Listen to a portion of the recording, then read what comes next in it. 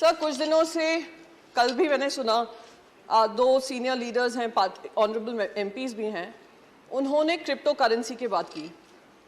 आज हमारा देश एकमात्र देश होगा पूरी दुनिया में जो क्रिप्टो करेंसी बिल लाने से पहले क्रिप्टो टैक्स लगा देता है, और एकमात्र वित्त मंत्री होंगी इस देश में जो कहती हैं पता नहीं लीगल है या इलीगल है, और वो मैं अभी नहीं बता सकती हूं। जब क्रिप्टो करेंसी रेगुलेशन आएगा तब हम बात करेंगे, पर हाँ, हम उस पर टैक्स जरूर लगाएंगे, हम उस पर टैक्स भी लगाएंगे, हम उस पर टीडीएस भी लगाएंगे।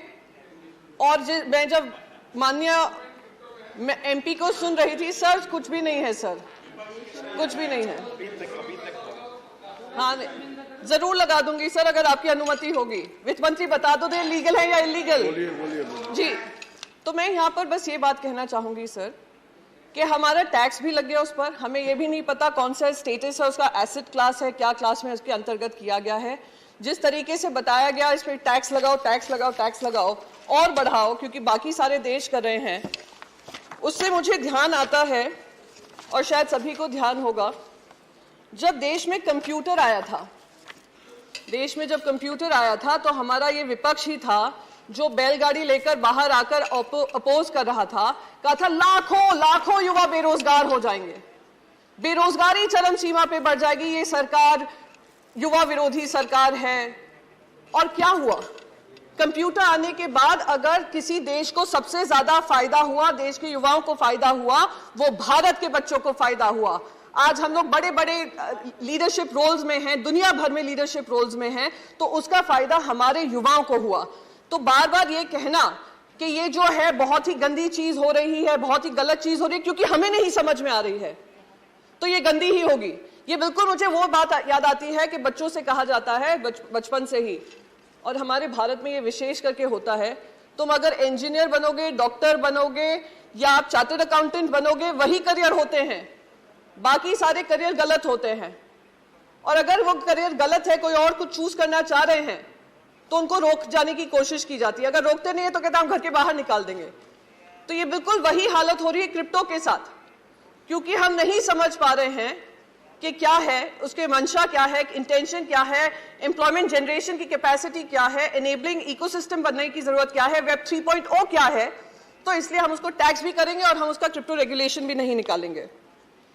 सर, मैं एक चीज यहां पर बहुत इंपॉर्टेंट, दूसरी चीज यहां पे कहूंगी।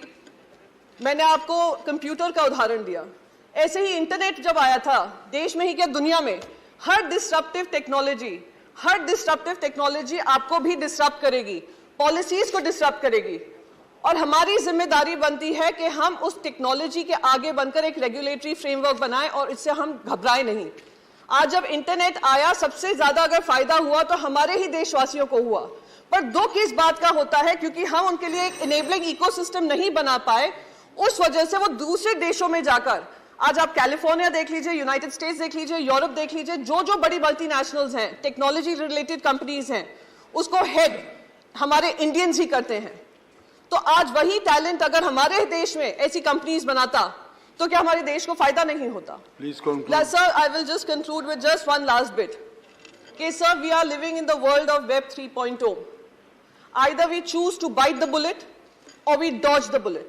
If we bite the bullet, we will be able to create an enabling ecosystem for our youth and empowering them and empowering the economy.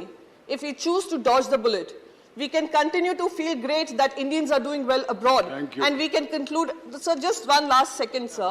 We can continue to take pride in that reflected glory, but at the cost of empowering our own nation. So I would request the Finance Minister to think about it, and thank you so much, sir. With these words, I conclude my speech. Thank you. Jai Hind.